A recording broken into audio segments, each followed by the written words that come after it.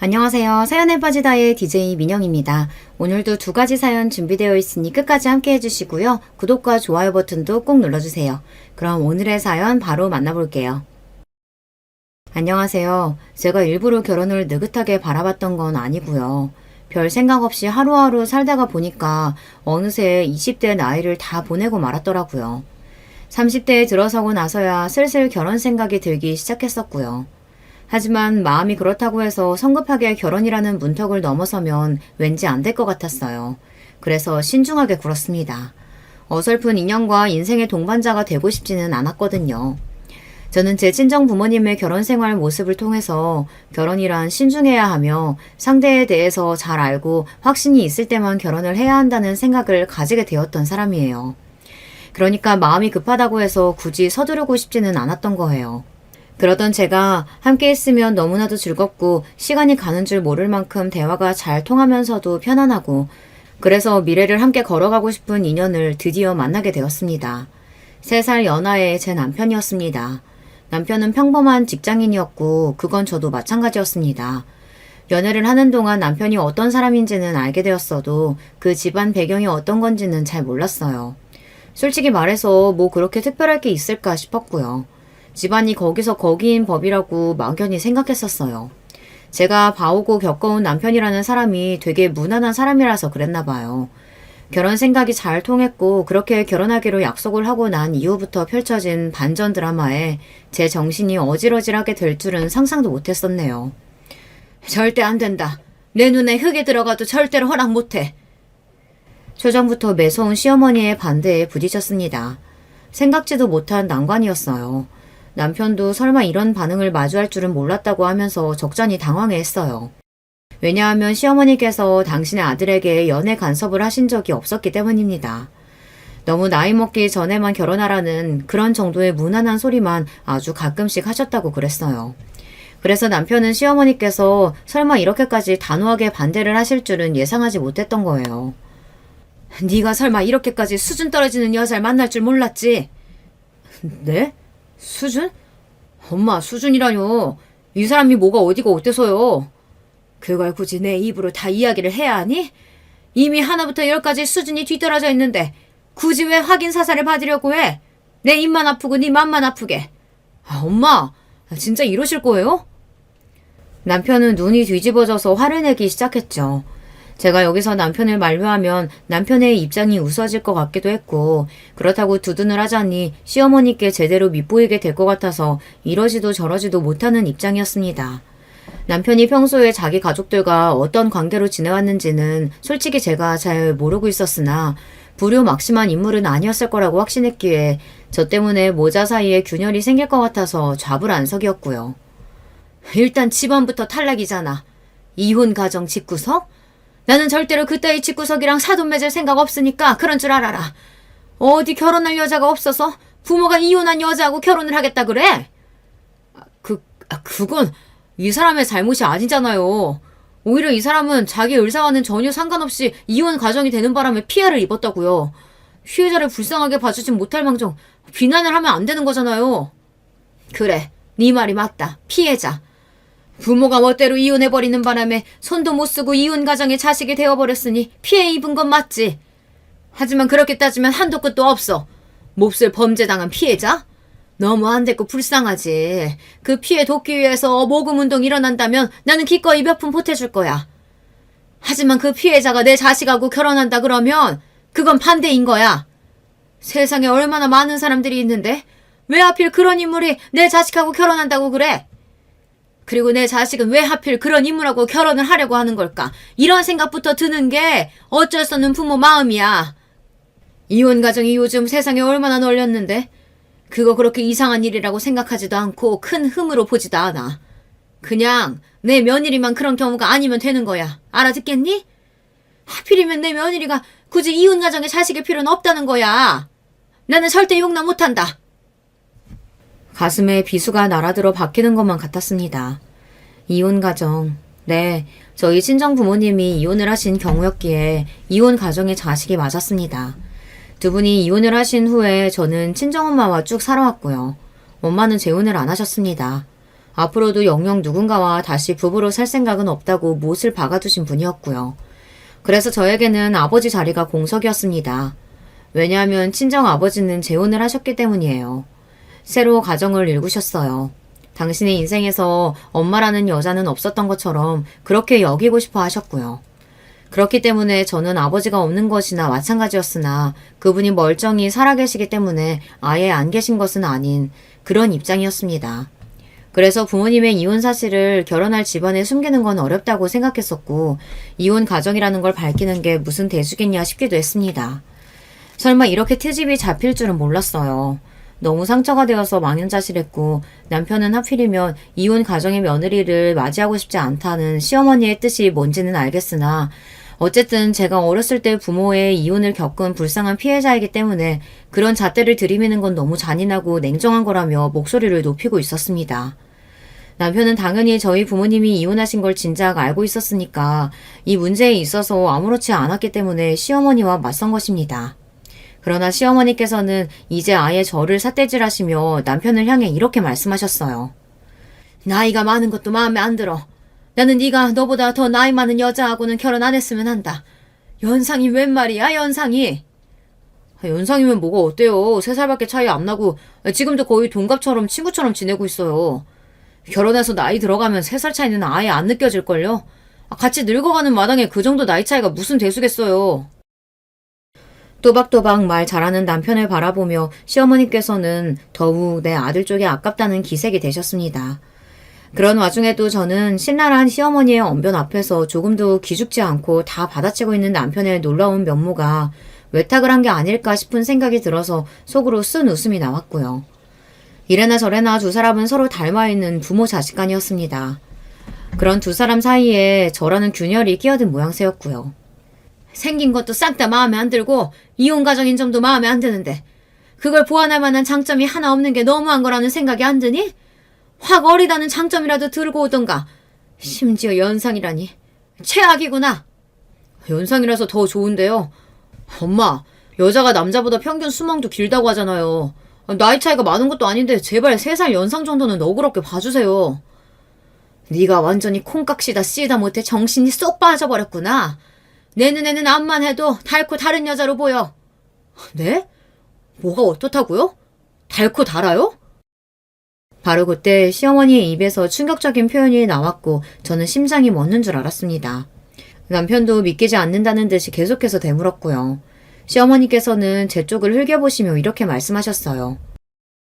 원래 빼어난 미인보다 저렇게 어설프게 생긴 것들이 남자 더 밝히고 거침없고 수다보는 척하면서 남자들 사이에 잘 들어가는 법이야. 여자들의 세계가 그래. 너는 철저히 닳고 다른 손바닥 위에서 놀아나고 있는 거라고. 너 하나 잘 물어서 시집 잘 가서 자기 팔자 펴보라고 혈안된 저 모습이 네 눈에는 정말 안 보이니? 이 엄마만 저 본색을 알아보는 거야? 나이도 많아서 능청스럽고 다 뻔히 알면서 모른 척 굴고. 나는 저런 거 정말이지 별로다. 깨름직해서 너무 별로야. 못난 수준하고는 상종하고 싶지도 않아. 다시 말하지만 이 결혼은 절대 반대야. 그때 저를 바라보시던 시어머니의 눈빛은 하등하고 열등한 걸 바라보는 듯한 그런 눈빛이었습니다.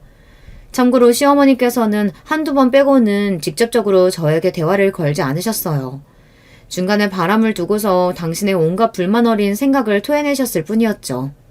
그게 더 저를 비참하게 만들었습니다. 상대할 가치도 없다는 듯 혹은 저의 존재가 불쾌하시다는 듯 그렇게 구시는 게 너무나도 잘 보였으니까요. 남편이 머리 끝까지 화가 나서 얼굴이 시뻘겋게 달아올랐고 저는 눈물이 가득 고인 채로 제발 눈물이 볼을 타고 흐르지만 말았으면 해서 간신히 버티고 있었는데 그에 반해서 시어머니께서는 태연자약한 낯빛을 하고 계셨습니다. 마치 주말 드라마 같은 데서 나오는 심보 못된 부잣집 사모님처럼 보이더군요. 아버지는 보나마나 엄마 뜻 따르겠다고 그러시겠죠. 저는 엄마 설득할 수 없을 테고요. 잘 아는구나. 그러니까 이 결혼 포기해라. 내가 머리부터 발끝까지 완벽한 아가씨로 찾아서 소개해줄 테니까 너무 아쉬워하지는 마. 집안까지 당연히 좋은 아가씨로 열심히 찾아봐 줄게. 내가 진작에 이렇게 했어야 되는데. 아휴, 엄마로서 미안하구나. 아니요. 그러실 필요 없어요. 저는 이 사람하고 결혼합니다. 뭐? 너 지금까지 내 얘기 대체 뭘로 들은 거니? 절대 허락 못한다니까.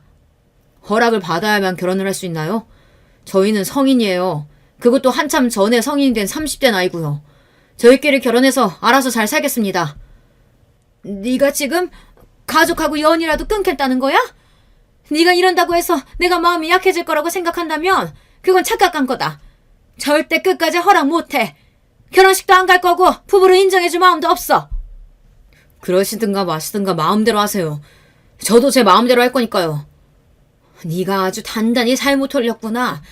내가 저 하나부터 열까지 전부 다 못난 능구렁이를 보자마자 정체를 알아보고 불쾌했는데 역시 나였어. 제가 지금 이런 결단을 내린 건 이 사람한테 홀려서 그런 것만이 아니고요. 엄마가 너무 저를 부끄럽게 만드셨기 때문이에요.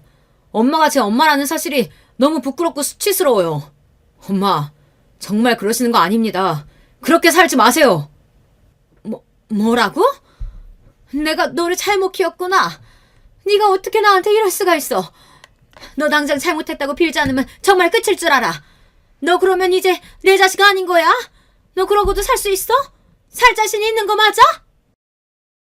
도도하게만 보였던 시어머니의 표정이 무너지는 순간이었습니다. 충격을 많이 받으셨는지 나중에는 아예 절규를 하셨고요. 하지만 남편은 결의에 가득 찬 얼굴을 냉정하게 굳힌 채고 저의 손을 잡고서 시댁을 빠져나왔습니다. 제가 어찌할 바를 모르고 시어머니께 인사라도 드리려고 남편의 손에 끌려가면서도 어떻게든 고갯짓을 하며 인사를 남겼지만 저를 향한 분노의 시선을 받아야만 했습니다. 저에게 오만 가지 무례한 지적을 다 하셨던 건 그만큼 시어머니 당신께서는 당당하고 잘나셨다는 것이겠죠. 시아버지께서는 연세가 좀 많으셨어요. 일만 하시느라 앞만 보고 달리시는 게 너무 바빠서 결혼을 늦게 하신 분이었거든요. 시어머니 쪽이 9살 연하였는데 관리를 워낙 잘하신 것인지 동안이셨습니다. 나이보다 훨씬 젊어 보이셨고요. 진짜로 젊었을 적에는 아주 미인이셨다고 합니다. 제가 나중에 사진을 보니 정말로 그러시더라고요.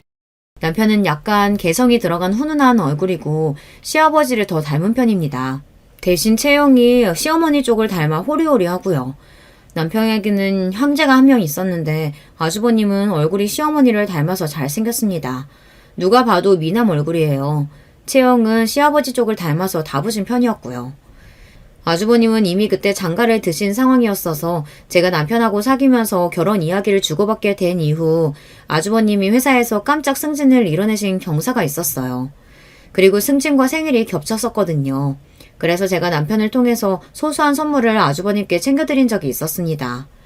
기대하지 않았던 승진이라 그렇고 마침 또 생일이라 그렇고 두 가지를 동시에 듣게 되니까 왠지 제가 무시하기가 어려워서 큰 건 아니고 적당한 성의 표시가 될 만한 걸 선물로 드렸거든요.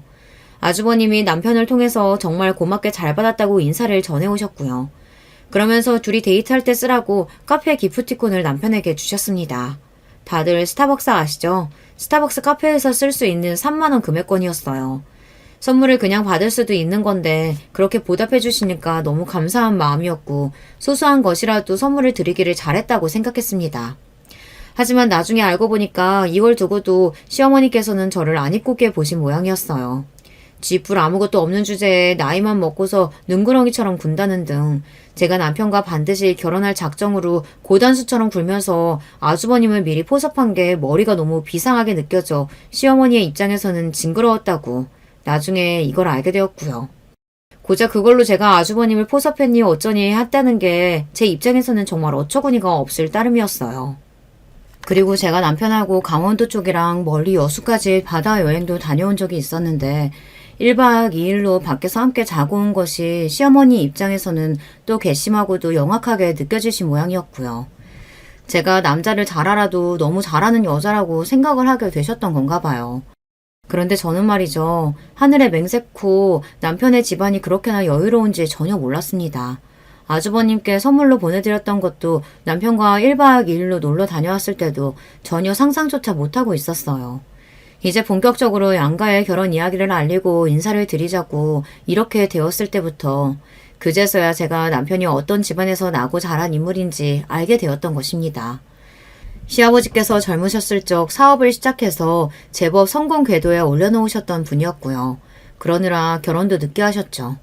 제법 사학가의 면모를 갖추시게 된 다음에는 시어머니 같은 9살 연하의 미인과 결혼을 하실 수 있었습니다. 아들 둘이 태어나고 난 뒤에는 몇 년간 답보 상태에 머물러 있던 사업장에 변화를 꾀하셨고 그때 시아버지께서 정말 큰 성공을 거두셨던 거예요. 그러나 남편이 고등학교에 재학 중일 때 시아버지께서 처음으로 커다란 건강의 문제에 맞닥뜨리셨어요. 그 이후로는 건강에 완전한 회복이 없었고 계속해서 점점 더 안 좋아지기만 했을 뿐이라고 합니다. 몸에 계속 안 좋아지니까 시아버지께서 성격이 많이 예민해지셨고 그러면서 점점 더 돈에 집착하시며 구두쇠 기질을 가지게 되셨다네요. 원래도 버시는 규모에 비해서 검소하게 사시던 편이었고 당신 스스로도 몸이 계속 안 좋고 기분이 들쑥날쑥하게 된 걸 잘 아시니까 대외적인 부분을 점점 더 시어머니께 의지하고 맡기며 지내게 되신 게 바로 시아버지였습니다. 희한하게 아들 둘이 둘 다 성격이 독립적이었고요. 아주버님도 그러했지만 특히나 남편이 워낙 자유분방한 성격이었어요. 어디에 구애받거나 얽매이는 것을 어렸을 때부터 싫어했다고 합니다. 대학교 재학 시절에는 독단적으로 휴학을 결정하고서 그 휴학 기간에 혼자 외국 여행도 다녀왔을 정도였고요. 아무리 시아버지께서 나이가 드실수록 지독한 구두쇠의 면모가 강해졌다고 한들 어쨌든 남편은 잘 사는 집안에서 유복한 환경을 누리고 태어나 자란 입장이잖아요. 그런데도 잘난 척은 하는 게 전혀 없었어요. 남의 시선을 크게 신경 쓰지 않았습니다. 남편은 기본적으로 돈은 있다가도 없는 것이라고 생각하며 사는 사람이기도 했어요. 이런 면에서 저와 잘 맞았고요. 그래서 제가 남편이 설마 부잣집 자식이라고 생각을 못했던 것입니다. 남편은 보여지는 것을 중시하는 시어머니와 성향이 딴판이었어요. 정반대죠. 시어머니께서는 남의 시선이나 평판 등을 엄청나게 신경 쓰시는 분이었고요. 지난 여름까지 잘 입었던 내 아끼는 원피스가 올해 왜 이렇게 몸에 너무 딱 맞는 것 같지? 그 사이 몸이 불어났나? 체중은 그대로인데. 아휴, 나이가 들어서 체형 관리가 점점 힘들어지네. 오늘부터 당장 식단 조절 들어가야겠어.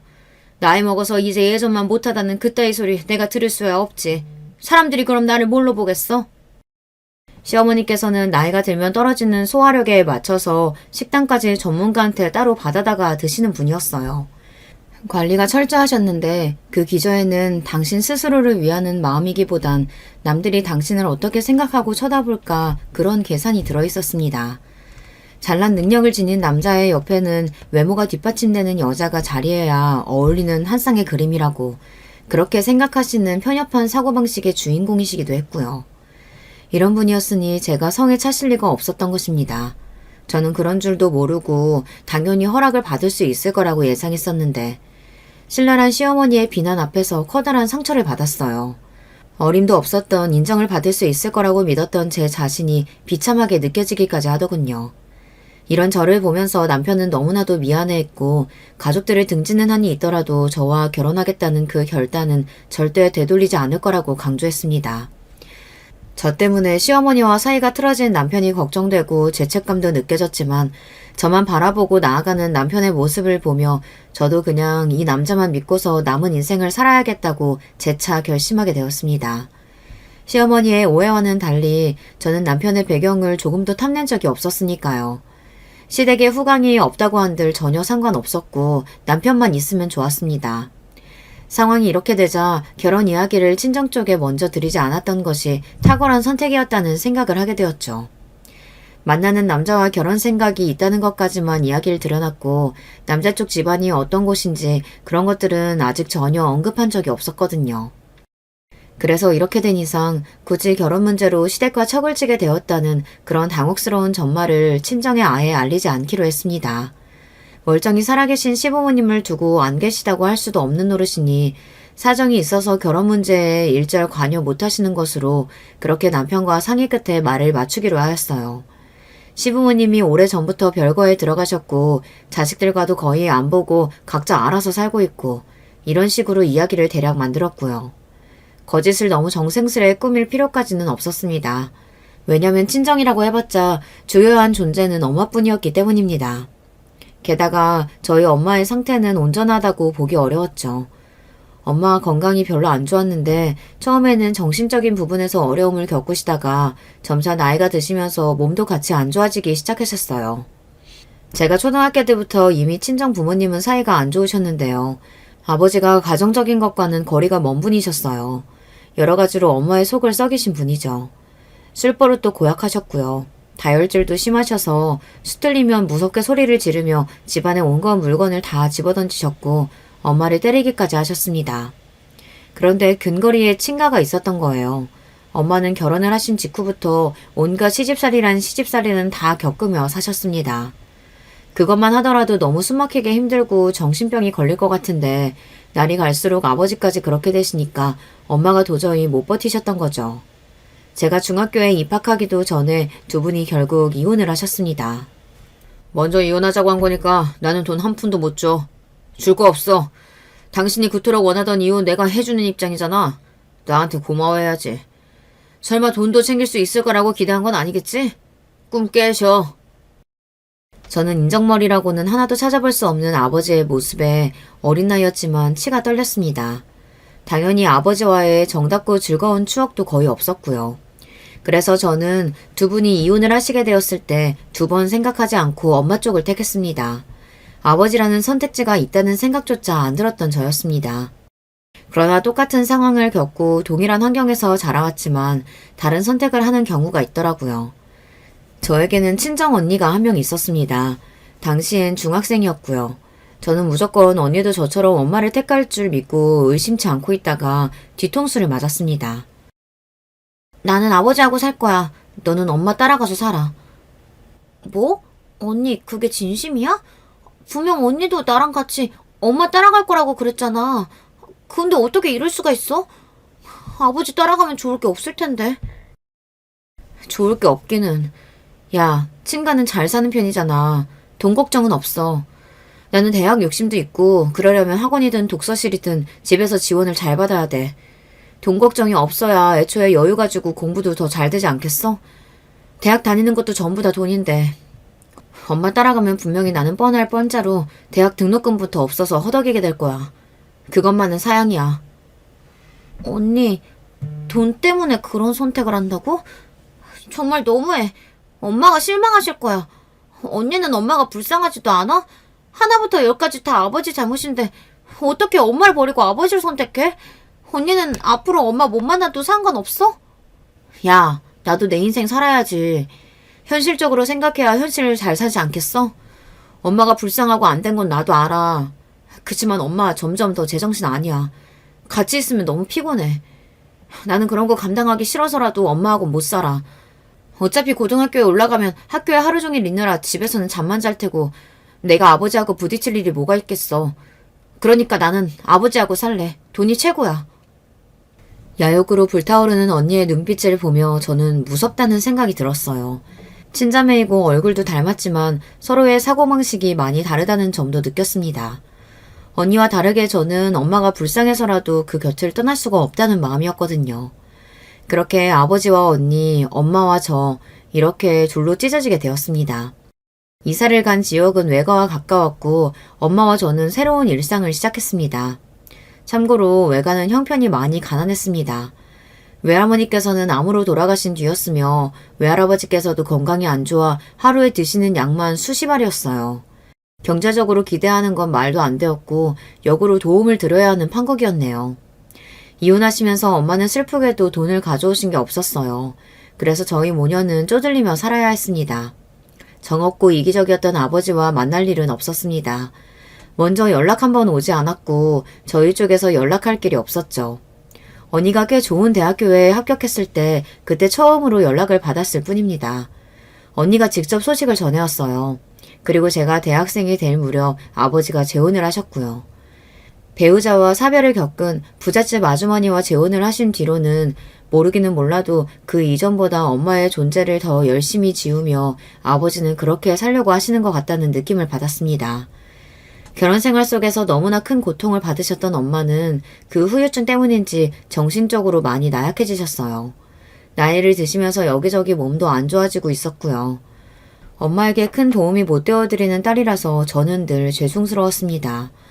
원래 구제불능이었던 아버지는 그렇다 치고 매정하게 연락 없이 사는 언니가 원망스럽기도 했습니다.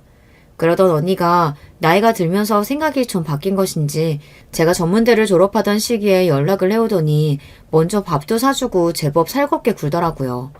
핏줄은 속일 수 없다더니 어딘가 저와 비슷한 분위기를 지닌 언니의 외모를 보며 저는 착잡했어요. 그리고 그간의 원망이 점차 사르르 녹아갔습니다. 언니는 엄마에게 죄송하다고 했어요. 그러나 이미 시간이 많이 흘러버려 엄마를 대하는 게 어색하고 낯설어서 어떻게 해야 할지 모르겠다고 하였죠. 만약에 엄마가 언니와 잘 지내고 싶어 하신다면 모를까 쇠약해지신 엄마는 과거의 일이라면 전부 지긋지긋해 하셨고 언니를 썩 그렇게 애틋하게 여기진 않으셨습니다. 어쨌든 아버지를 선택했던 언니였으니까요. 그리고 여전히 계산기를 철저하게 두드리며 사는 언니였으니까요. 엄마도 그걸 아셨기 때문에 언니에게 자주 교류하며 지내자는 뜻을 못 전하셨던 것이에요. 대신 자식들끼리라도 잘 지내기를 원하셨고 그래서 저는 언니와 종종 연락하면서 살았습니다. 언니가 결혼하게 됐을 때도 형부와 따로 셋이 만나서 밥을 먹으면서 이런저런 대화를 오래 나누었어요. 언니가 결혼하게 된 상대를 보고 저는 내색은 안 했지만 언니가 기어이 해냈구나라는 생각을 강하게 하고 있었어요. 왜냐하면 형부가 무려 의사였기 때문입니다. 세상에 다른 직업도 아니고 의사하고 결혼을 하다니 언니가 대단한 것 같더라고요. 듣자 하니 형부네 집안이 경제적으로 많이 넉넉하지 않았기 때문에 의사가 탄생한 걸 가문의 영광으로 여기며 두고두고 기뻐하는 것 같았어요. 집안의 과거에 이모저모가 어떻게 있었든 간에 언니는 부잣집 딸이었습니다. 의사라는 개천용을 배출해낸 집안에서 흡족해할 만한 인물이었던 거예요. 언니는 일찍이 야욕이 넘쳤고 의사 정도는 돼야 결혼감으로 크게 만족을 할 테였죠. 그런데 저는 형부가 의사가 아니었어도 언니랑 잘 맞았을 거라는 인상을 받았어요. 왠지 모르게 두 사람이 성격 같은 게 좀 비슷해 보였거든요. 제가 형부를 잘 아는 건 아니지만 언니처럼 야욕이 기본적으로 넘치는 사람인 것 같다는 느낌을 받았습니다. 저는 아버지와 직접적인 교류가 없이 지냈고 언니를 중간에 두고서 소식만 전해들었어요. 아버지와 재혼하신 언니의 계모와는 아무런 접점도 없었고요. 그분이 먼저 저를 만나고 싶어 하시면 모를까. 근데 그럴 일이 없었습니다. 언니만 저와 계속 교류를 이어갔고 형부는 그런 언니를 두고 좋은 자세를 취한 거라고 했습니다. 나이 들고 늙으면 피를 나는 형제가 최고라더라. 인생 어떻게 될지 모르니까 집안일은 복잡하게 돌아갔지만 두 사람 자매끼리는 잘 지내야지. 그리고 언니가 돼서 부족한 동생 외면하지 않고 챙기는 모습 나는 너무 보기 좋더라. 그런데 형부는 저를 한없이 부족한 동생이라고 봤습니다. 혹은 불쌍한 동생이라고 보는 것도 같았죠. 부모 선택을 멍청하게 잘못해서 어렵게 살다가 전문대 간신히 나와서 어설픈 직장만 다니다가 그래도 성실하기는 해서 괜찮은 이직을 해내고 기특하게 먹고 사는 그런 짠한 동생이요. 제가 형부를 자주 볼 일도 없었지만 저를 볼 때마다 형부가 자꾸만 자기 지인을 저에게 결혼 상대로 소개시켜주겠다고 운을 띄웠는데 저는 매번 거절했습니다. 불편했고요. 형부가 진심으로 그러는 것 같지가 않았어요. 자기 지인 정도 되는 남자를 제가 어떻게 만날 수 있겠냐고 하며 거들먹거리기 위한 수단으로 저에게 괜히 그런 소리를 꺼내는 것 같다는 느낌을 받았습니다. 그래서 저는 더욱 신중하게 굴다가 결국 제 남편을 만났던 것이고요. 저희 부부는 상해 끝에 결혼식을 안 올리고 신혼여행이나 길게 일주일 동안 다니면서 실컷 놀고 사진 찍고 외국의 작은 성당을 배경으로 저희만의 작은 결혼식을 올리며 추억을 만들었답니다. 줄곧 우울해하시던 엄마도 저희 부부가 신혼여행에서 찍어온 사진을 앨범으로 만들어다 보여드리고 찍어온 영상을 틀어드리니까 엄청 좋아하셨어요. 몇 날 며칠을 계속 보셨답니다. 두 사람 너무 보기 좋다. 웃는 모습들이 다 진심이네. 서로 인연 잘 만났구나. 권서방, 우리 딸 앞으로 잘 부탁하네. 우리 사유가 벌써부터 정말 든든하고 듬직하다. 전에 없이 밝게 웃으시는 엄마의 모습에 저뿐만 아니라 남편도 울컥했고 앞으로 자기가 최고로 잘하는 사이가 되겠다고 그랬습니다. 그리고 남편은 엄마 앞에서 한 그 약속을 지켰어요.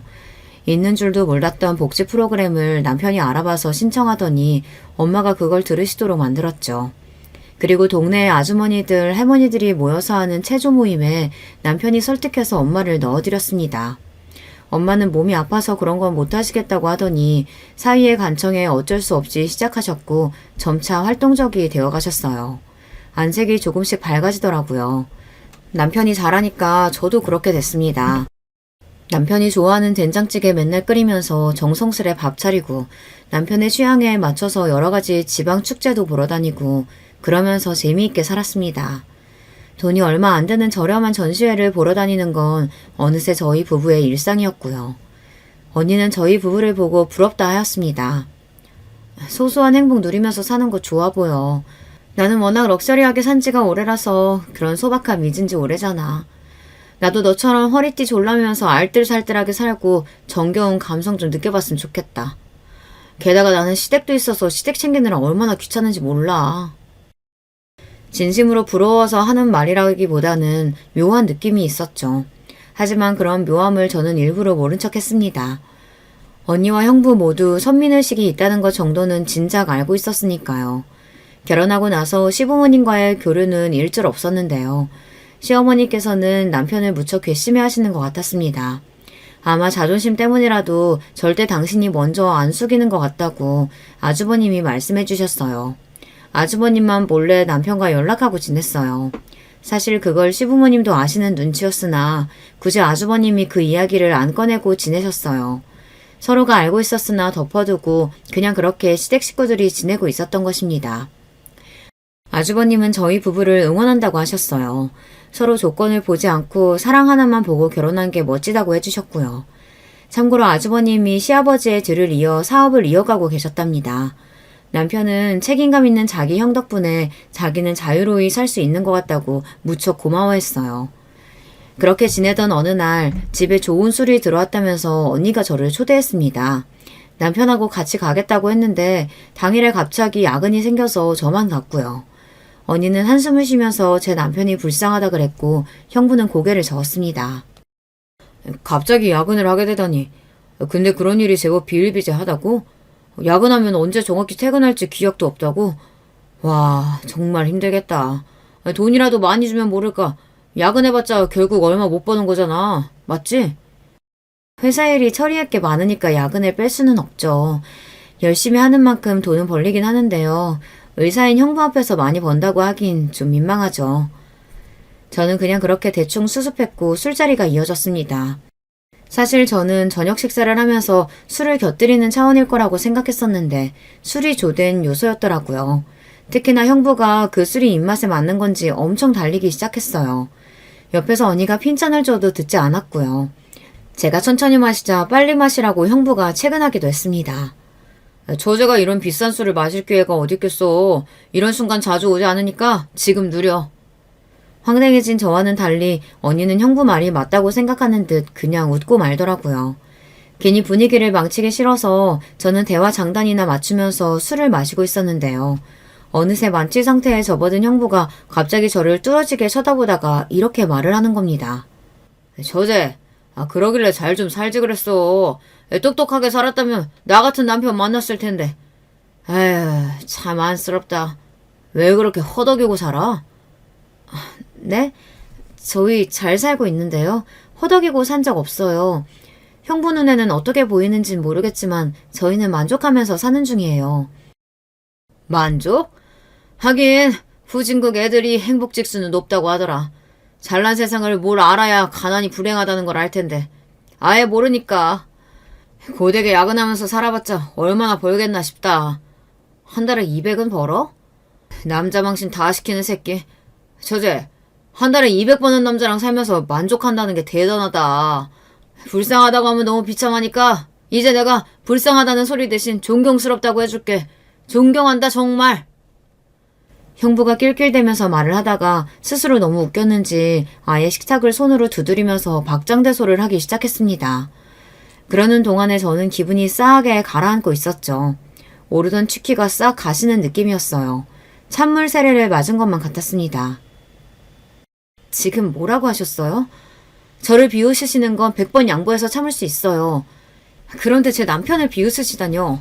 이 자리에 있지도 않은 사람을 조롱하는 건 너무 비겁하잖아요. 아이, 화가 나셨어요? 그러길래 잘 좀 살지 그랬어. 결혼도 잘 좀 하지 그랬냐고. 제가 정색을 했는데도 만취한 형부는 정신을 못 차리고 연신 낄낄대면서 저에게 삿다지를 날렸습니다. 저희 부부의 사는 모습이 마치 웃겨 죽겠다는 듯이 의사가 보기에는 저희 부부의 사는 모습이 마치 불가촉 천민이 사는 모습이라도 된다는 듯이 여태까지 형부가 보여왔던 태도가 있었기 때문에 그 저희를 저는 느낄 수가 있었습니다. 제가 애써 일부러 모른 척 해왔던 그 저희 말입니다. 지금 이건 너무한 거 아니냐고 떨리는 목소리로 언니한테 물었더니 하나도 안 심각한 표정을 지으며 그저 난감하단 말투를 내더군요. 많이 취했나 봐. 네가 이해해줘. 그리고 네 형부가 그런 삶을 몰라서 그래. 모르긴 뭘 모르나요.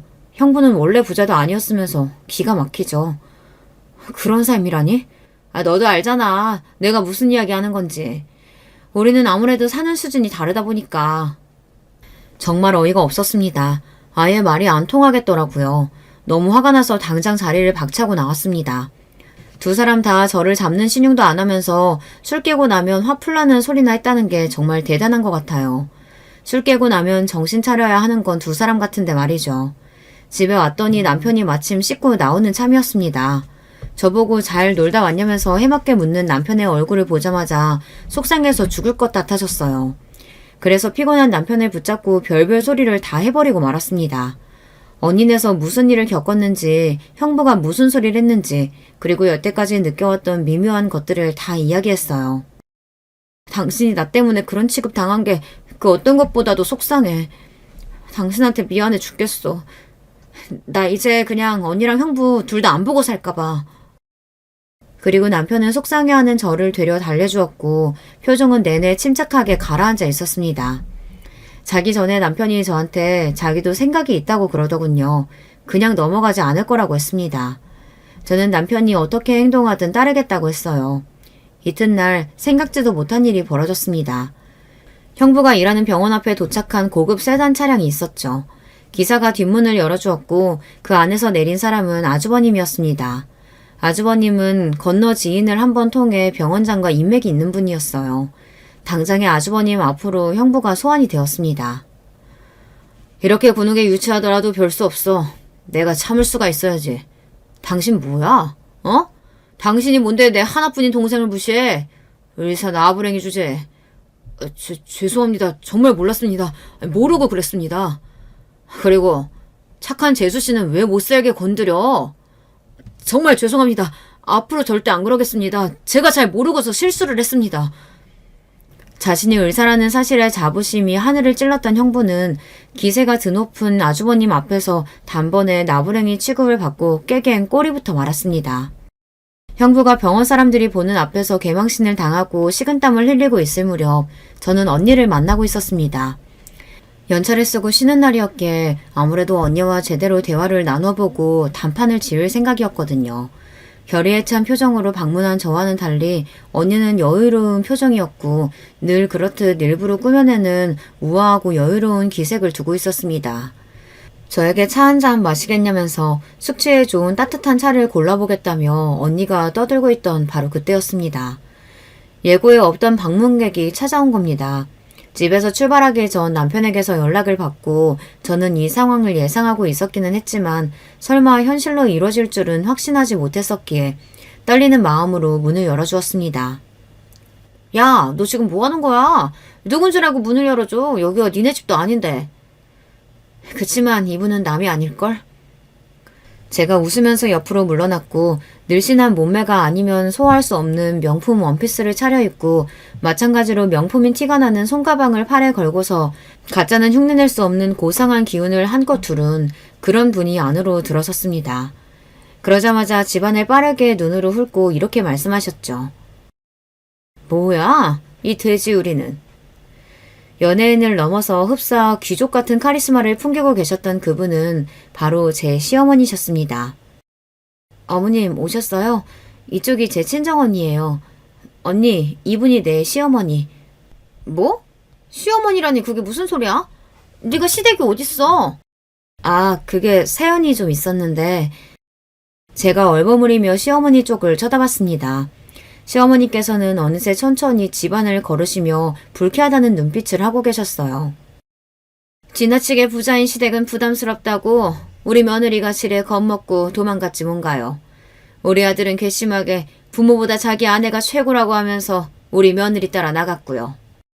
우리 며느리가 제발 마음을 열어주기만을 기다려왔는데 이제서야 며느리의 도리를 하고 살고 싶다며 연락 왔길래 내가 이렇게 여기로 달려온 거예요. 시어머니께서는 연신 못마땅한 눈길로 집안을 훑어보며 언니를 향해 말씀하셨습니다. 언니는 완전히 넋이 나가 있었고요. 부잣집 시댁이라니 왜 여태 이런 얘기 안 한 거야? 내가 언니한테 굳이 다 이야기할 필요는 없잖아. 그리고 언니 자존심에 금 갈까봐 그랬어. 형편 좀 좋은 새엄마 생겼다고 기세등등하고 의사 남편 생겼다고 세상을 다 가진 것처럼 굴고 그러면서 나를 낮잡아봤지. 내가 그런 언니를 다 봐왔는데 어떻게 내가 비교 불가로 대단한 시댁을 두고 있다고 말을 할 수가 있었겠어. 언니가 자존심에 상처 입고 쓰러질까봐 말 못했어. 근데 내가 어제는 술을 좀 많이 마셨잖아. 그러면서 평소에 안 하던 쪽으로 생각을 좀 하게 되더라고. 제가 한마디 한마디 뱉을 때마다 언니는 쓰러질 듯 휘청거렸습니다. 시어머니께서는 눈살이 찌푸리며 부엌을 쳐다보고 계셨죠. 아휴, 식기 좀 봐. 싸구려 천지네. 그렇게 중얼거리신 시어머니께서는 이런 수준 낮은 집에 더 있고 싶지 않다며 저에게 이만 가자고 하셨고 저는 공손하되 수긍을 해드렸습니다. 마지막으로 시어머니께서는 이미 완패를 당한 언니를 째려보며 쐐기까지 박으셨고요. 아, 저런. 형보다 나은 아우 없다는 건 남자 형제한테만 해당인가? 여기는 언니가 영 못하네. 너무 뒤처져, 동생에 비해. 혀를 끌끌 차시며 등을 돌리신 시어머니의 태도는 무례 그 자체였죠. 하지만 먼저 무례를 범했던 게 언니와 형부 쪽이었으니 억울하다는 소리는 차마 안 나왔을 겁니다. 저는 언니에게 입모양으로 미안하단 인사를 남기고 나왔는데요. 그런 저를 망연자실하게 보다가 거실 바닥에 털썩 주저앉는 언니였습니다. 언니네 집을 나선 뒤 저는 어색하게 시어머니 뒤를 따라 걸었습니다.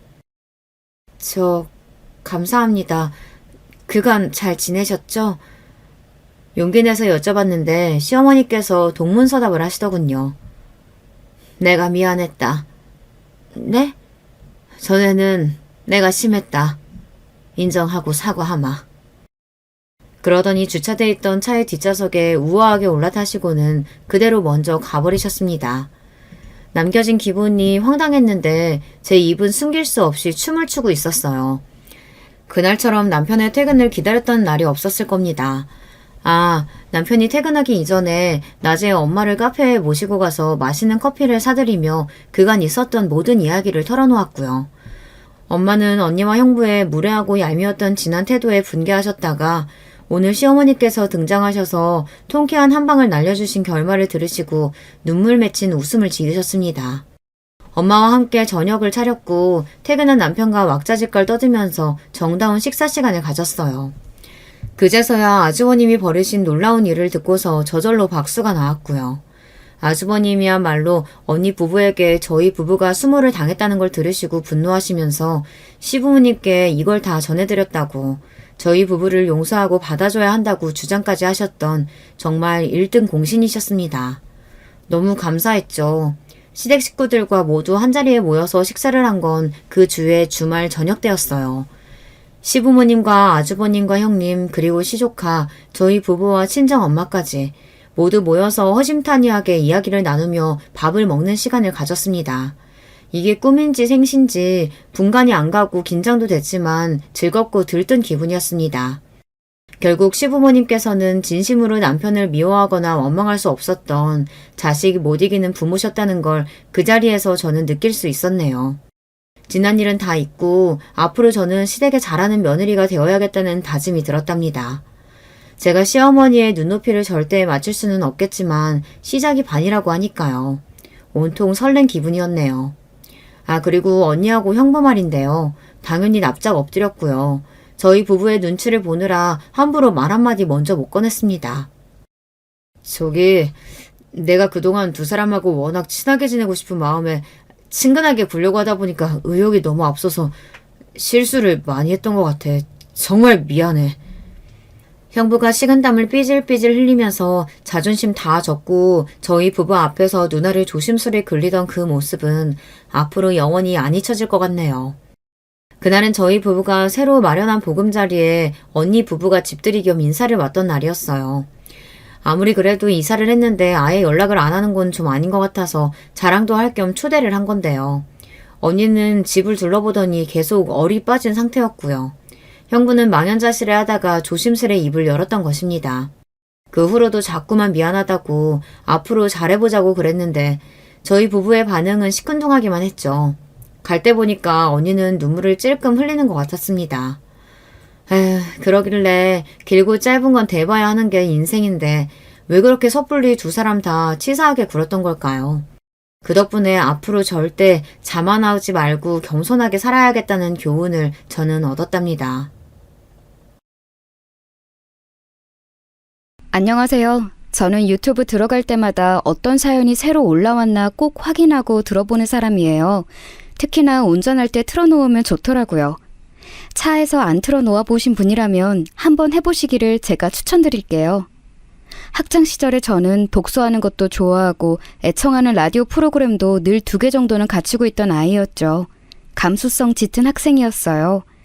그러니까 다 큰 어른이 된 지금도 사연에 빠지다 채널 같은 걸 찾아 듣는 거겠지만요.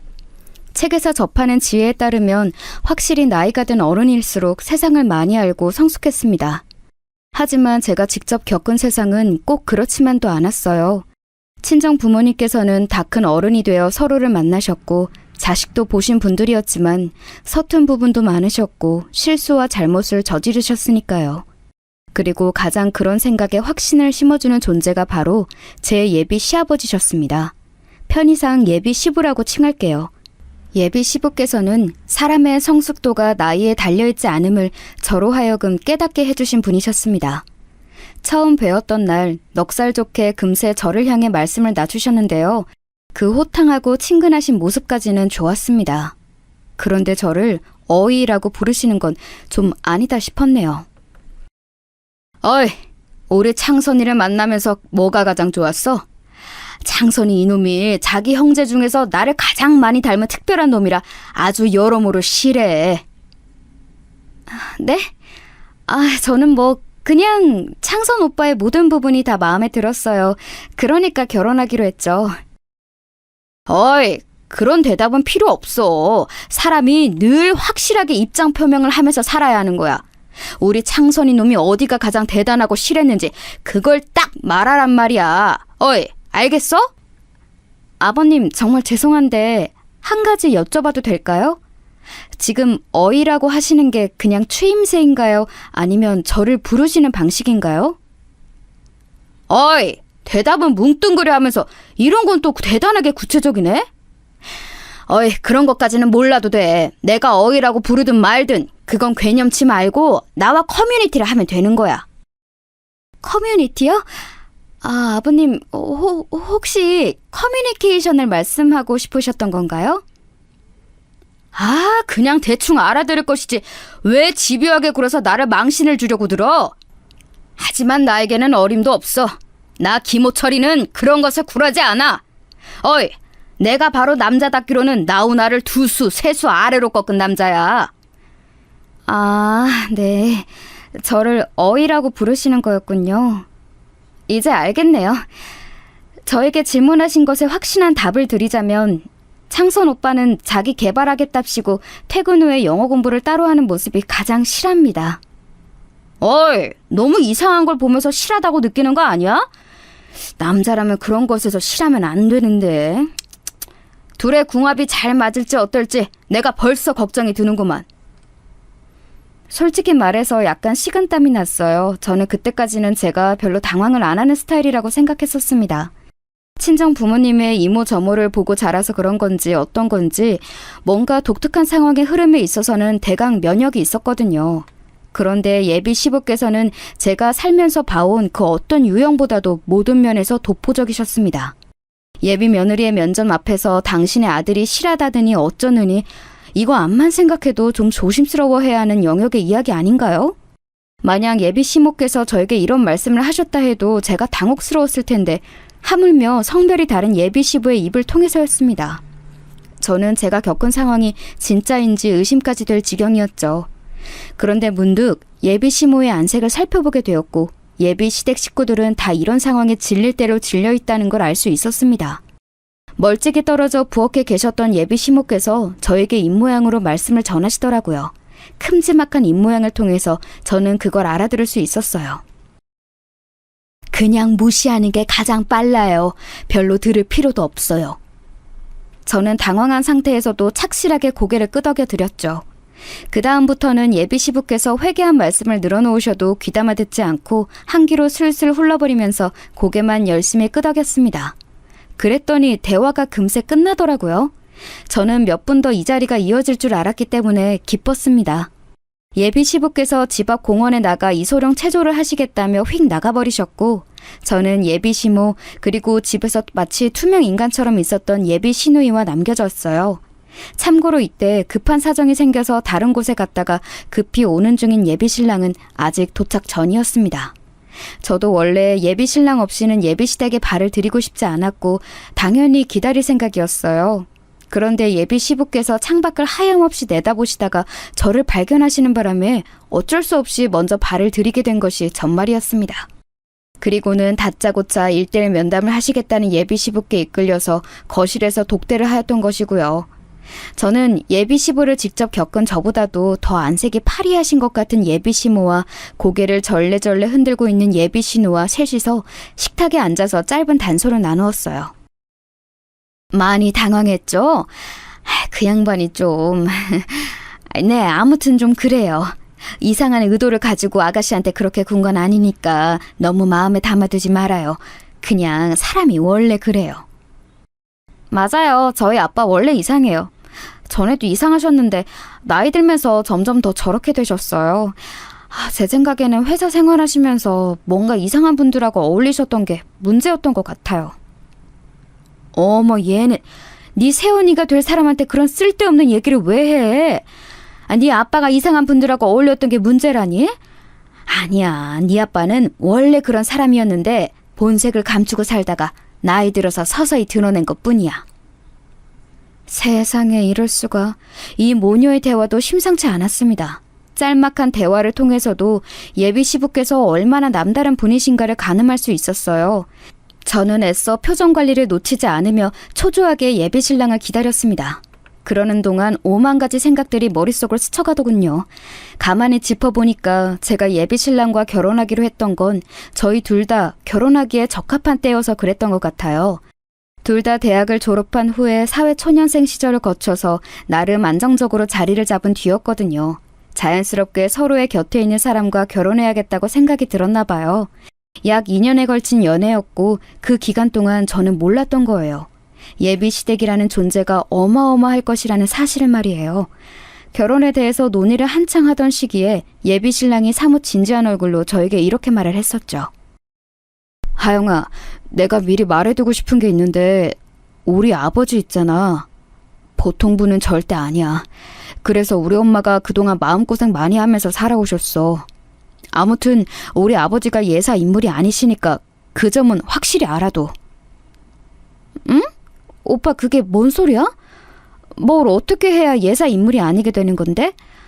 성격이 특이하시거나 괴팍하시거나 그런 스타일이셔?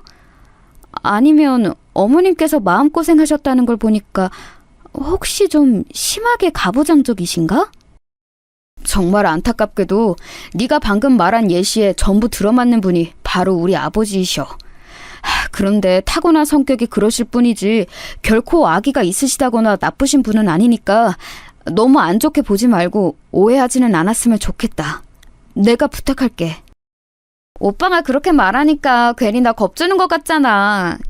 우리가 결혼하면 내가 이제 며느리가 되는 건데 설마 어머님과 여자끼리 신경전이 있으면 있었지 아버님과 무슨 큰 문제라도 있겠어? 오빠, 괜히 사서 걱정하지 마. 그리고 내가 이미지는 좀 유약하게 보여도 절대 어디 가서 만만하게 당하는 스타일도 아니야.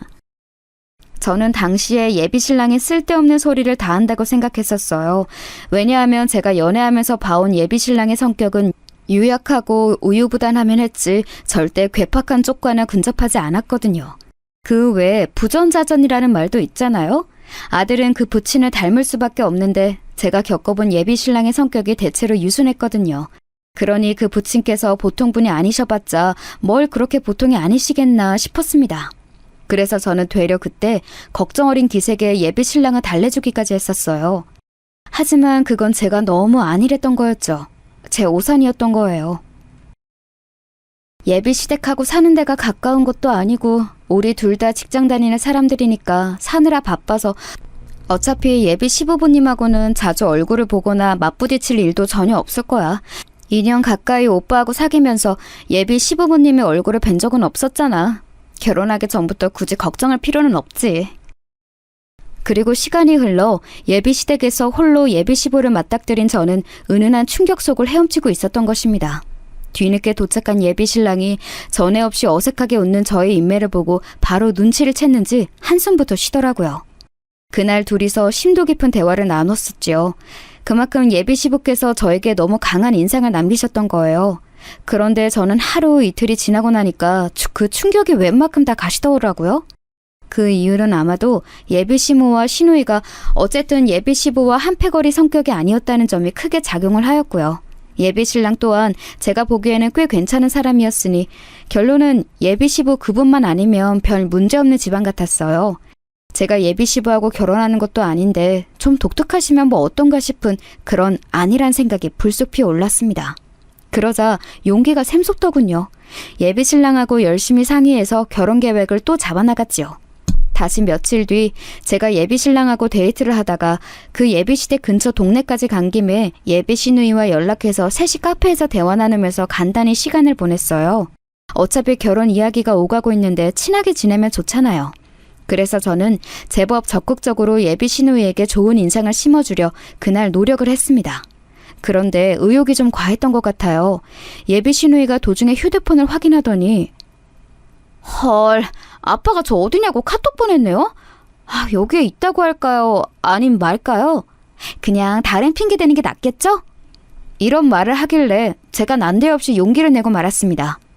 아니, 그건 용기라기보다는 도전정신 혹은 투쟁정신이었던 것 같네요. 아주 의연하게 예비 신우에게 눈빛을 보내며 턱짓을 했죠.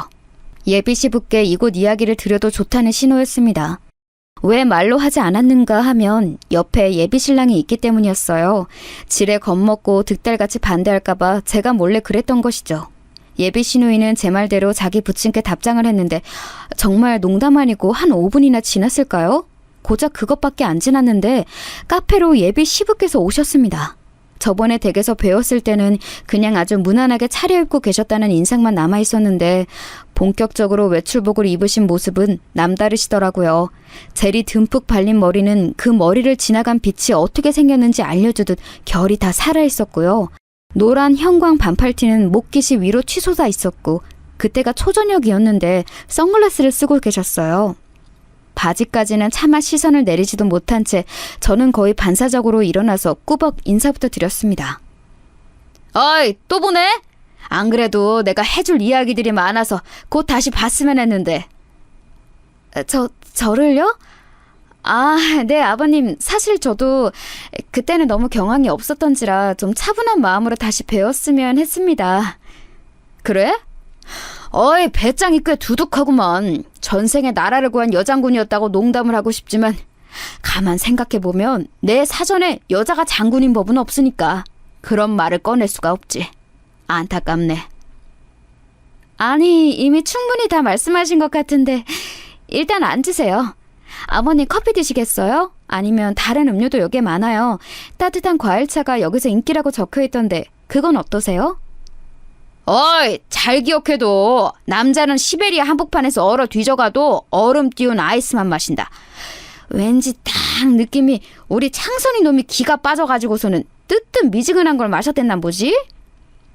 아니요, 창선 오빠는 그런 걸 딱히 안 가리고 그날 끌리는 걸 고르는데요. 그치, 오빠?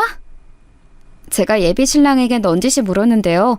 예비 신랑이 대답은 않고 이새로 입술을 꽉 깨물더라고요. 눈치로 보건대 왠지 너무 이 상황에 창피해서 그러는 것 같았습니다. 그러자 괜히 예비 신랑에게 미안해져서 예비 시부의 음료를 같이 주문하러 가자고 제가 팔을 잡아 끌었어요. 그리고 같이 주문하는 곳으로 가면서 제가 자초지종을 설명한 뒤 미안하다고 사과했죠. 예비 신랑은 이미 이렇게 된 거 어쩌겠냐면서 쓴웃음만 지었어요. 음료가 금방 나올 것 같길래 그 앞에서 그냥 기다렸다가 완성된 음료 가지고 둘이서 자리로 돌아갔습니다. 그랬다가 깜짝 놀라고 말았어요. 그 몇 분 안 되는 사이에 예비 시모와 시누이가 대판 싸운 모양이었습니다. 분위기가 장난 아니더군요. 혹시 무슨 일이 있었나요? 제 착각인지는 몰라도 그 사이 분위기가 많이 가라앉은 것 같은데요. 죄송한데 저는 먼저 가볼게요. 아빠 때문에 너무 짜증나서 더 여기에 같이 있기가 싫어졌어요. 이놈의 집구석, 내가 얼른 어떻게든 탈출하든가 해야 저 꼴을 안 볼 텐데.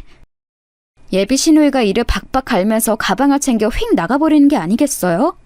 당황한 제가 예비 신랑과 눈빛 교환을 했죠. 그러자 예비 신랑이 자기 여동생을 살피러 얼른 뒤를 따라 나갔습니다. 남겨진 제가 갑자기 찾아오는 두통을 느끼며 자리에 앉았는데 그때 예비 시부께서 엄청 의기양양한 표정으로 저에게 이런 말씀을 날리셨죠. 모름지기 계집은 앙칼진 맛이 있어야 한다지만 도가 지나치면 없는 이만 못하는 법. 어이! 이런 나이 귀중한 에델바이스는 가슴에 새겨두는 것이 좋을 거야. 무슨 말씀이신지 이해는 다 못했습니다만 일단 알겠습니다. 저 그런데 에델바이스라는 건 갑자기 무슨 의미로 말씀하시는 건가요? 명문대 간판 달아도 별 소용이 없구먼. 나의 조언, 나의 충고, 영어로는 에델바이스. 아, 어드바이스를 말씀하고 싶으셨던 거군요. 에델바이스는 식물 이름이에요. 그래서 에델바이스라는 유명한 노래도 있잖아요. 그런데 제가 알기로 에델바이스는 아마 독일어일 거예요. 뭐야? 어이! 여자가 아직 그렇게 젊은데 벌써부터 기고만장하는 버릇들이면 안 돼. 우리 아들하고 결혼하고 나서 그렇게 행실을 하면 아주 큰 코 다칠 거야. 그렇게 기고만장할 체력 있으면 애부터 빨리 가져. 네? 애를 가지라고요? 저나 창선 오빠나 아직 2세 계획은 없는데요. 둘 다 그런 얘기는 아직 진지하게 해본 적도 없어요. 이 얘기는 뭐하러 해? 그런 건 말로 나누는 게 아니지. 나도 우리 첫째 백선이를 결혼하기 전에 보았지. 그러니까 여력이 있어서 자식을 넷이나 볼 수 있었던 거야. 일찍 낳는 건 장점밖에 없어. 그러니 어차피 애를 가질 거라면 결혼 전에 가져도 돼. 내가 허락한다. 제가 원래 평소에 두통이 잘 없는 사람이었는데 그때 그 자리에서는 진짜 머리가 지끈거려서 혼났어요. 갑자기 웬 혼전 임신 얘기인가요? 허락하신다는 것도 어이가 없었습니다. 카페로 혼자 돌아온 예비 신랑이 미묘한 흐름을 감지하고서는 곧장 자리를 파해줘서 망정이었어요. 그날 저는 예비 시부께서 고차원으로 유별나시며 무리하신다는 건 외에 또 한 가지를 알았는데요. 바로 예비 신랑도 어쨌든 그분의 아들이라는 것이었어요. 아무리 그래봤자 자식이 부모에게 덤빌 수는 없는 노릇인가 보더라고요. 싫은 소리, 너무 직설적인 소리 이런 걸 자기 부친께 못하고 되도록 둥글게 화를 삭히며 상황을 무마하는 예비 신랑의 모습에 왠지 씁쓸해졌습니다. 하긴 다른 가족들이 전부 너무 유별난 가장의 모습에 반기를 들어왔다면 지금까지 저렇게 유지는 못 해오셨겠지. 이것이 바로 팔은 안으로 굽는다는 표현의 나쁜 예시인가? 점점 모르겠다. 이 결혼을 이대로 진행해도 되는 걸까? 부모님은 아직 이런 사실은 모르시는데 굳이 지금 내가 긁어부스럼을 만들 필요는 없겠지? 제가 결혼 의사를 밝힌 이후로 쭉 고무된 상태로 지내고 계신 친정 부모님의 모습이 떠올랐죠. 독특한 예비 시부에 대한 이야기를 하고 있었던 와중입니다만 다른 독특한 이야기를 잠시 해보자면 저는 조금 독특한 관계의 부모님 아래에서 나고 자란 외동딸이에요. 어떻게 독특한가 하면 저희 친정 부모님께서는 별거도 해보셨고 이혼도 해보셨는데 결국 돌고 돌아서 다시 부부로 살고 계신 분들이에요. 독특하다고 칭할만 하죠. 맨 처음에 두 분이 갈등을 시작하시게 된 계기가 바로 친정아빠의 바람이었습니다. 그것도 친정엄마의 고향 친구분이 상대였어요. 알고 보니까 그 친구분께서는 옛날부터 속으로 저희 친정엄마를 싫어하고 계셨고 나쁜 심리로 저희 친정아빠께 일부러 접근해서 꼬드기며 여러 상황을 만드신 거였죠. 그래서 친정아빠께서는 좀 억울해하셨습니다. 여보, 제발 무작정 오해하지 말고 내 얘기 좀 들어줘. 당신 친구라는 그 여자가 작정하고서 이렇게 상황을 만든 거야. 넘어갔던 나도 참 못난 놈이고 나쁜 놈이지만 애초에 상황이 안 좋았다고. 지금 그걸 변명이라고 하는 거야? 그 기집애가 작정을 했든 말든 당신이 거기에 넘어가면 안 되는 거였어. 당신은 내 체면에 흠집을 냈고 자존심을 완전히 무너뜨린 거야. 그 기집애가 나를 얼마나 속으로 비웃었을까. 남편 하나 간수 못한다고. 나를 얼마나 우습게 봤을지 그거 생각하면 불에서 미치겠어. 마음 같아서는 그 기집애고 당신이고 그냥 싹 다 밧줄로 묶어다가 동해 앞바다에 던져버리고 싶은 심정이야. 알아? 무슨 말을 그렇게까지 해? 내가 잘못을 하기는 했지만 그게 어디 죽을 죄까지 돼? 그리고 당신도 여기서 아예 잘못이 없다고 할 수 있어? 그게 무슨 얘기야? 설마 내 잘못이라도 있다는 건 아니겠지? 당신이 일말의 양심이라도 있다면 감히 그런 얘기는 못할 거라고 믿을게. 애초에 당신이 인간관계만 잘 처신했어도 이런 일은 없었잖아. 그러길래 왜 고향 친구하고 속으로 앙금을 만들었던 거야? 나이가 들어서도 복수하고 싶은 만큼 남한테 그런 표적이 되었다는 게 정상이라고 생각해? 당신이 어렸을 때 얼마나 안 좋게 굴었으면 복수 심리로 배우자인 나에게 접근까지 했겠어? 그래서 지금 내 탓이라고? 바람은 당신이 피워놓고 이게 지금 내 잘못이라는 거야? 정말 비겁하네. 당신은 남자라고 할 수도 없어.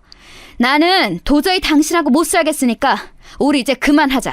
여기서 다 끝내!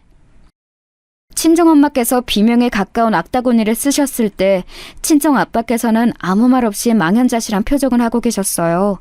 너무 조용한 게 이상하셨는지 친정엄마께서는 그제야 상대방의 시선을 따라가 당신의 뒤편에 내내 서 있던 저를 발견하셨습니다. 놀라셨는지 바로 입을 틀어막고 몸을 떠셨지요. 어린 딸이 부부싸움의 현장을 다 보고 있었을 뿐더러 바람났던 일을 다 알게 되었다는 것에 두 분을 몹시 당황하셨고 자책하셨습니다. 왜 부주의하게 안방도 아니고 거실에서 그 늦은 밤에 언쟁을 벌이셨던 것인지, 그래서 왜 어린 저에게 그 광경을 쉽게 들키신 것인지 그런 걸 저는 원망하지 않았어요. 다만 어린 나이에도 이혼이라는 게 뭔지 막연하게 알고 있었기 때문에 두 분이 헤어지지 않기만을 바랐을 뿐이었죠. 저는 제가 착한 아이가 되면 두 분이 저를 봐서라도 계속 함께 계실 거라고 믿었습니다. 어린 나이였기 때문에 가능했던 발상 같아요. 친구들과 사이좋게 지내고 숙제를 꼬박꼬박하고 준비물을 잘 챙기고 저는 그걸 순전히 친정 부모님을 위해서 의식적으로 해냈습니다. 그만큼 친정 부모님께서 헤어지시는 게 무서웠던 것 같아요. 어린아이에게 부모는 세상의 전부나 다름없잖아요. 그런데 저의 노력과 바람에도 불구하고 친정 부모님께서는 결국 별거를 택하셨습니다. 아직 애가 너무 어리니까 당신이 나는 이미 치가 떨리게 싫고 모든 신뢰를 다 잃어버렸지만 애 생각해서 이혼만은 미루는 거야. 어찌 되었든 당신이 애 아빠이긴 하니까. 그래, 맞아. 내가 애 아빠야. 만약에 당신하고 이혼해서 남남이 되더라도 내가 애 아빠라는 사실은 변함이 없겠지. 지금 그 말의 저희가 뭐야? 이혼하고 싶은 쪽은 내가 아니라 당신이라고 그렇게 말하고 싶어서 시위하는 거야? 정말 하나부터 열까지 마음에 안 드는 사람이야, 당신. 꼴도 보기 싫으니까 짐 다 챙겼으면 얼른 나가버려. 친정엄마께서 화가 나서 주먹까지 불끈 쥐시는 상황이었기 때문에 저는 친정아빠께서 짐을 싸서 집을 나가시는 걸 붙잡고 싶은 충동을 참을 수밖에 없었습니다. 제 인생에서 첫 좌절은 바로 그때였네요. 부모님의 불화를 봉합하지 못한 것, 그것은 저로 하여금 제 자신이 부모님께 큰 의미가 있는 딸이 아니라고 말하는 것 같아서 가슴이 아팠죠. 어린 아이들은 거의 다 그렇잖아요. 부모님이 양쪽 다 온전히 계시지 않는 경우라면 그걸 밝히는 걸 무척 부끄러워하죠. 없는 엄마나 아빠를 지어내기도 하고요. 저도 그랬어요. 친구들 앞에서 태연하게 아빠가 마치 집에 계신 것처럼 그렇게 말을 꾸몄습니다. 그랬다가 어느 날 친정엄마께 딱 걸렸었죠. 신하영, 너 아까 놀이터에서 친구들하고 했던 말 뭐야?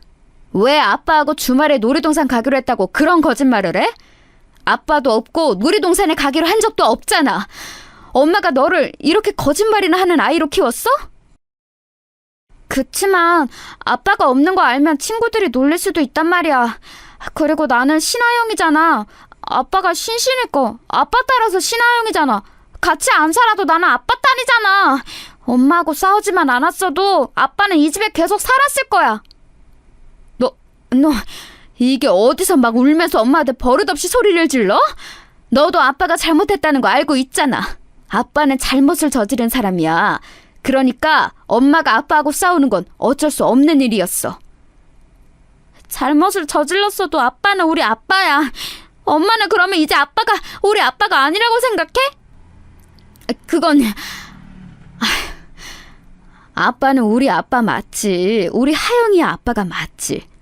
우리 하영이 언제 이렇게 말대꾸도 맹랑하게 할 만큼 커버렸담? 참나, 아주 못된 벌을 들었다고 아빠한테 다 일러줘야겠네. 친정엄마의 자조적인 혼잣말에 그렇게 반가울 때가 없었어요. 그건 친정아빠하고 연락하시겠다는 말처럼 들렸으니까요. 저는 순수하게 기뻤습니다. 두 분이 다시 함께 사시게 될 것만 같았어요. 그러나 저는 곧 어린 나이에 세상이 그렇게 호락호락하게 돌아가는 것이 아니란 걸 깨닫게 되고 말았습니다. 저의 말대꾸 그 작은 계기로 친정엄마께서는 약간 마음이 누그러지셨고 어찌되었건 친정아빠는 당신의 남편이자 저의 친부라는 생각을 하셨던 것 같아요. 그래서 과일, 영양제 이런 것들을 사들고 친정아빠께서 혼자 살고 계시는 원룸에 찾아가셨던 겁니다. 한 손에는 커다란 장바구니를 다른 한 손으로는 제 손을 쥐고 계셨죠. 초인종을 누른 건 그럴 수 있는 손이 남아있던 저였어요. 두근거리는 심정으로 문을 열고 나온 친정아빠를 기대했죠. 그런데 문을 열고 저희 모녀를 맞이했던 건 친정아빠와는 전혀 다른 인물이었습니다. 아예 모르는 인물은 아니었죠. 왜냐하면 친정아빠와 바람이 났었던 친정엄마의 고향 친구분이셨으니까요. 무심코 현관문을 여셨던 그분이 놀라 굳어버리셨고 친정엄마께서는 장바구니와 저의 손을 동시에 놓으셨어요. 그리고는 그분의 머리채를 잡아채신 뒤 엄청난 난투극을 벌이셨죠. 그분도 반격을 하셨지만 친정엄마의 상대가 되지는 못하셨습니다. 놀란 저는 발만 동동 구르다가 울음을 터뜨렸고 잠시 근처에 외출하셨던 친정아빠께서 돌아오셨을 때는 친정엄마께서 상황을 끝내신 뒤였어요. 그분께서는 머리가 산발이 되어서 쌍코피까지 터시진 채로 바닥에 무릎을 꿇고 눈물을 흘리고 계셨죠. 그 엄청난 광경에 친정아빠께서는 경악을 하셨고 친정엄마께서는 마지막 통보를 남기신 채 저희 손을 잡아 끌고 그곳을 벗어나셨습니다. 당장 이혼해. 공동재산은 전부 다 내 몫이야. 당신이 유책 배우자이고 하영이는 내가 키울 거니까. 의의 없지? 이 쓰레기만도 못한 자식아. 제가 슬쩍 돌아봤을 때는 친정아빠께서 고개를 푹 떨구신 채였어요. 그런데 밖으로 나오니까 구급차 한 대가 가까워지고 있었더라고요. 아마도 크게 다치신 그분 때문인 것 같았는데 그제야 저는 깨달았어요. 친정엄마께서 그분에게 감정적인 보복을 하셔놓고도 그 상황에서 구급차를 부르셨다는 걸 말이죠. 어른의 세계란 무척이나 복잡 미묘하다는 생각을 했었습니다. 그렇게 친정 부모님 두 분은 이혼을 하셨고 제가 다시 친정 아빠를 뵐 수 있는 길은 없었어요. 친정 엄마께서 절대 허락해주지 않으셨기 때문이었죠. 여기서 저희 가족은 영원히 끝일 수도 있었어요. 하지만 두 분의 이혼, 그 이후로 정확히 1년 외할아버지께서 뇌졸중으로 쓰러지면서 상황이 바뀌었어요. 이때가 불과 큰이모께서 교통사고를 당해 대수술을 받으신 지 며칠 지나지 않았던 때였습니다. 외가 식구들이 모두 힘들어했고 외할아버지와 무척 사이가 좋았던 친정엄마께서 그 중에서도 가장 힘들어하셨죠. 엎침 대 덮친 격으로 친정엄마께서는 갑상선이 안 좋다는 진단을 받고 약을 복용하게 되셨어요. 우울해하시는 친정엄마를 보며 저는 제가 도움을 드릴 수 있는 것에 한계가 있음을 깨닫고 있었고요. 제가 100점을 받은 시험지를 보여도 어색하게 웃으실 뿐이었고 편지를 써드려도 어깨 마사지를 해드려도 잠깐 좋아하시는 게 다였어요. 그랬던 분을 움직이신 게 바로 친정아빠이셨습니다. 장일 어른 소식 들은 이후로 내내 당신 걱정을 했어. 힘들어하고 있을 것 같았는데 역시 내 예상대로네. 기운 차리라고 억지로 그러지 않을 테니 밥이나 제때 잘 챙겨 먹어. 불쑥 찾아와서 웬 참견이야? 누가 당신 보고 와달라고 그랬어? 뻔뻔한 것도 정도가 있지. 그 면상을 잘도 나에게 들이밀어? 그래, 욕하고 화내고 실컷 어디 마음대로 해봐. 그런데 내가 사온 밥은 먹고 해. 이거 비싼 거니까 행여나 버릴 생각은 하지 마. 음식 가지고 그러면 천벌받아. 얼씨구, 천벌받을 짓 한 사람이 누군데 나한테 그런 말을 하셔? 친정엄마께서 그러시는 동안 저는 이미 수저를 들고 있었어요. 왜냐하면 친정아빠께서 제 것도 같이 사오셨거든요. 제가 허겁지겁 음식을 먹기 시작하자 친정엄마께서도 못 이긴 척 젓가락을 집어드셨죠. 저는 사실 그때 배가 안 고팠는데 두 분을 위해서 먹었던 거였어요. 저는 두 분의 유일한 자식이었지만 그럼에도 두 분의 유일한 영역이 되지 못한다는 걸 알고 있었고 어른들끼리 서로가 해결해 줄 수 있는 게 존재한다고 생각했거든요. 조용히 밥을 먹는 모녀를 쳐다보던 친정아빠께서 나지막이 이야기를 시작하셨어요. 그건 정말로 본인이 천벌받는 짓을 했다고 보는가 이런 이야기였는데요. 듣다가 제가 깜짝 놀라고 말았습니다. 왜냐하면 그건 그날의 전말이자 진실이었기 때문이에요. 친정아빠께서 계시던 그 집에 그분이 그날 오셨던 건 각서를 쓰기 위함이었다고 합니다. 그분께 다시는 우리 부부에게 어떤 식으로든 접근하지 않겠다는 각서를 친정아빠께서는 받으려 하셨고 그분께서는 다른 남자 문제로 친정아빠께 도움을 받고자 하셨다네요. 그래서 잠깐 오신 것이었고 집에 물이 없어서 친정아빠께서 잠시 편의점에 가신 그 찰나 기가 막힌 타이밍에 저희 모녀가 당도했던 거였죠. 마치 운명의 장난처럼요. 그때 일의 증거로 친정아빠께서는 해당 내용의 각서도 가지고 계셨고 심지어는 음성녹음 파일도 가지고 계셨는데 그 시간대가 저희 모녀가 그곳에 도착하기 이전이었어요. 그러니까 일부러 변명을 만드시려고 나중에 꾸며내신 것이 아니란 거였죠. 그때는 해명해도 소용이 없겠구나 싶었어. 심적으로 많이 지쳐있기도 했었지. 그리고 당신이 그 여자를 너무 많이 때려놨던 탓에 이혼이라는 파국이라도 보여주지 않으면 그 여자가 무조건 당신을 고소하고 가만 안 둘 기세였거든. 지금 와서 이런다고 내가 당신을 받아주기나 할 것 같아? 꿈 깨! 친정엄마께서는 무척 단호하셨으나 표정을 보니까 혼란스러워하고 계신다는 게 보였어요. 친정아빠께서는 만약 다시 부부 사이로 돌아간다면 남은 일생 동안 친정엄마만을 위해 충성하고 제 뒷바라지에 모든 최선을 다하겠다며 맹세를 하셨습니다. 그런 얘기를 들으시고도 시큰둥하게 반응하셨던 친정엄마이셨지만 외할아버지께서 결국 돌아가시는 큰 아픔을 함께 나누시면서 점점 예전의 부부 같은 모습으로 돌아가셨고 제가 성인이 되던 해에 다시 정식으로 부부가 되셨습니다. 하여간 우리 마누라하고 우리 딸을 건드는 놈이 있거든. 나는 절대로 가만 안 둬. 그리고 친정아빠께서는 저런 말씀을 심심하면 입에 담는 분이 되셨죠. 저는 저 소리를 하도 들어서 시간이 지나자 별 감흥도 없어졌어요. 그런데 예비신랑하고 결혼 이야기를 주고받으면서부터는 살짝 신경이 쓰이더라고요. 하영아, 나는 암만 생각해도 그 창선인지 총선이지 않은 비실이 청년보다 우리 하영이가 100배 1000배 더 아까운 것 같은데 꼭 이렇게 어린 나이에 시집을 가야겠니? 아빠, 무슨 소리를 하시는 거예요? 저 이제 어린 나이 아니에요. 친구들 중에서 일찍 시집간 얘는 첫째가 벌써 초등학생인데요? 창선 오빠가 비록 저보다 학벌은 부족해도 직장 탄탄하고 자기 개발에 관심 많아서 끊임없이 발전하는 사람이라서 솔직히 저는 저보다 훨씬 나은 인물이라고 봐요. 우리 딸이 아빠 앞에서 다른 남자를 두둔하는 걸 보니까 아주 가슴이 찢어지는구나. 그 집안 사람들은 좀 어때? 몇 번 만나봤다면서? 어쨌다 저쨌다 하는 감상편을 내가 못 들어본 것 같네. 양친께서는 어떤 분들이시니?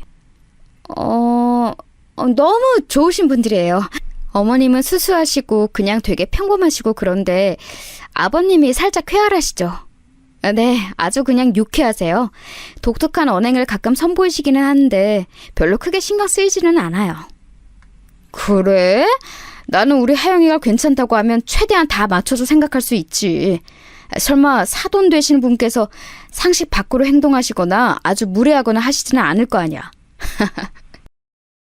세월이 흘러 아내와 딸에게 잘하며 가정적인 분으로 살아가시는 친정아빠의 모습 참 보기 좋았으나 예비시부의 막장스러운 면모를 맛보았던 저로서는 안 좋은 충돌이 일어날까봐 살짝 걱정도 되었어요. 저는 그것이 기우이기를 바라며 일정 때문에 어쩌다 보니 굉장히 급하게 빨리 잡힌 상견례에 참석하게 되었습니다. 제가 외동인 관계로 상대 측도 예비신랑만 오고 형제들은 안 왔어요. 조촐하고 단란한 자리였죠. 그날 저는 백화점에서 사뒀던 베이지색 원피스를 입었고 친정아빠께서는 네이비색 계열의 정장, 친정엄마께서는 가장 점잖은 까만색 투피스를 입으셨습니다. 까만색 투피스라 함은 쉽게 상상이 되시지요? 가장 흔한 치마 정장이라고 보시면 돼요. 그럼에 폼이 넉넉하지는 않고 몸에 좀 붙는 스타일의 옷이었어요. 그 옷은 당시에 그렇게 입는 게 유행이었고 흔한 디자인이었습니다. 그런데 예비 시부께서 저희 친정엄마와 처음 인사를 나누실 때 과한 반응을 보이시더라고요. 이야, 패션이 아트인지 옷걸이가 아트인지 모르겠네요. 아, 참고로 아트는 예술이라는 의미입니다. 영어라면 무조건 지적을 해대는 우리 총명한 예비 며느리 때문에 제가 설명을 덧붙이네요. 그 말씀을 곱씹어 봤다가 제가 얼굴이 좀 화끈거렸네요. 친정 부모님께서 의문 가득한 얼굴로 동시에 저를 힐끗하셨거든요. 반면에 예비 시모와 예비 신랑은 그저 초연한 기색이었습니다. 예비 시부의 각종 언행에 이골이 날 대로 난 사람들의 반응이었죠. 상견례는 나름 별다른 건수 없이 잘 흘러갔어요. 아니, 그렇게 되려고 했습니다만 어느 지점부터 살짝 삐거덕거렸죠. 신혼집 이야기까지는 잘 진행이 되었는데 그 이후로 예비 시부께서는 자꾸만 제가 결혼하고 나면 출가 외인이니까 시댁에 귀속되어 몸과 마음을 바쳐야 한다는 등 그런 식으로 황당한 발언을 이어나가셨어요.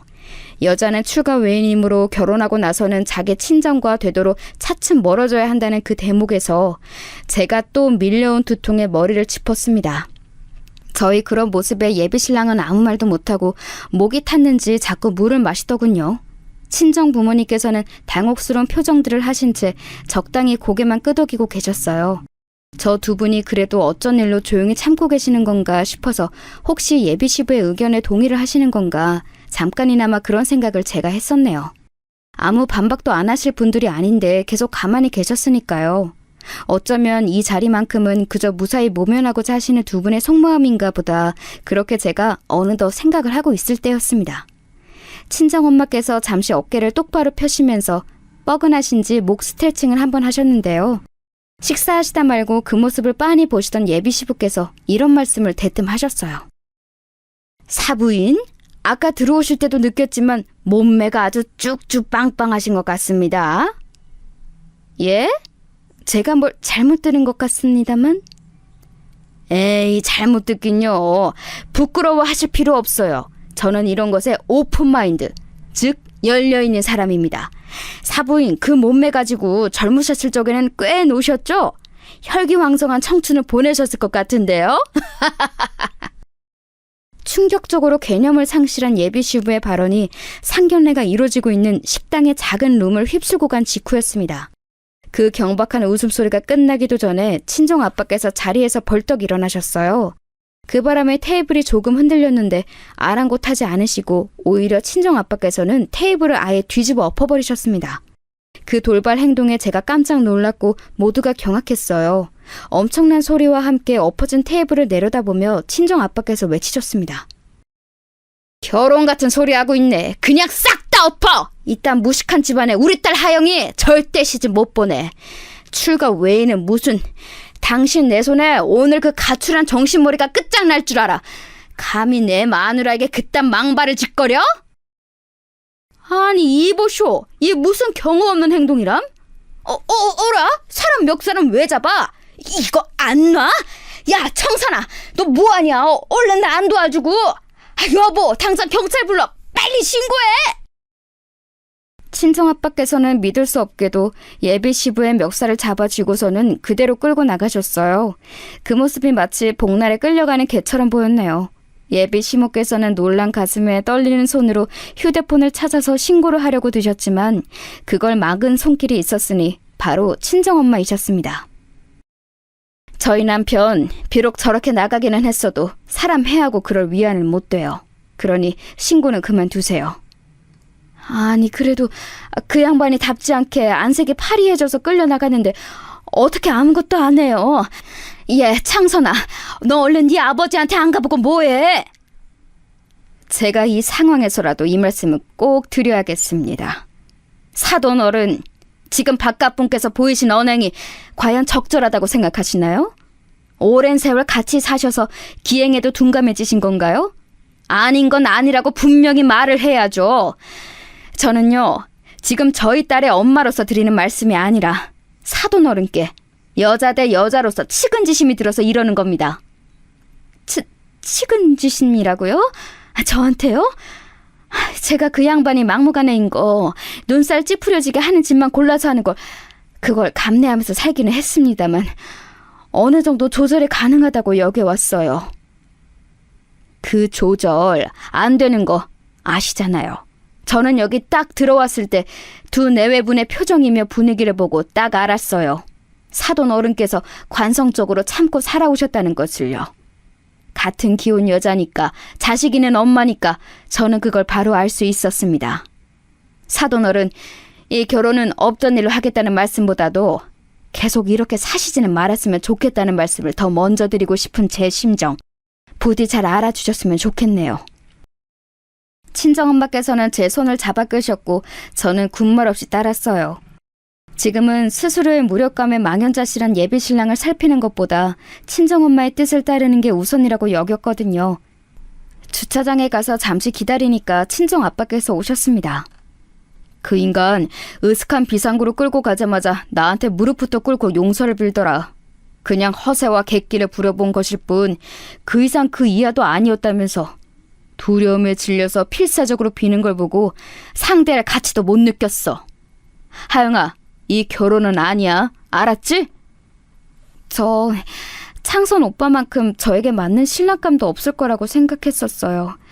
하지만 두 분의 뜻을 거스를 정도는 아니에요. 왜냐하면 두 분은 결혼의 달인이시잖아요. 제가 무조건적으로 따라야죠. 저는 씁쓸하게 웃고는 친정 부모님과 함께 다른 곳으로 이동해서 식사를 했습니다. 휴대폰은 꺼둔 채로요. 식사하면서 이런저런 대화를 많이 나누었어요.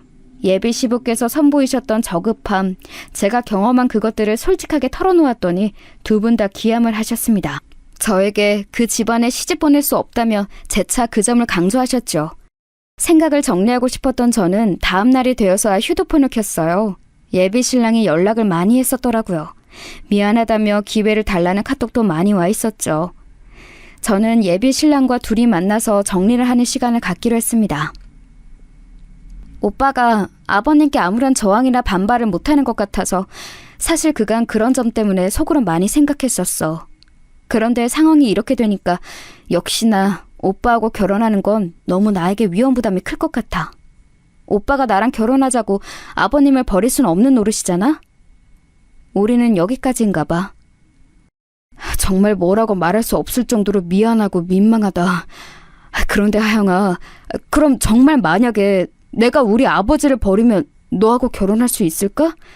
결혼 이야기를 꺼내면 꺼낼수록 나는 너에 대한 내 마음을 점점 더 확신하게 되었어. 나 때문에 그럼 가족을 저버리겠다는 거야?